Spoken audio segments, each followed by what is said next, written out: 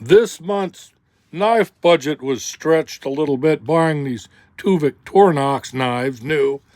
The Evo S101 with the interesting handle, and the locking mechanism for the main blade is the most unique thing. But I got the Victorinox Tinker model to go along with my Spartan Wader model and a Elox manicure knife. I'll just show you the lock and blade feature on the knife.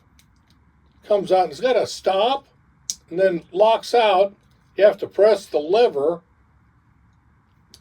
to goes to a stop and then closes. It's kind of a safety feature on the SAK that I hadn't seen before. It has all the standard features on it. Easy stuff, corkscrew, can and bottle openers.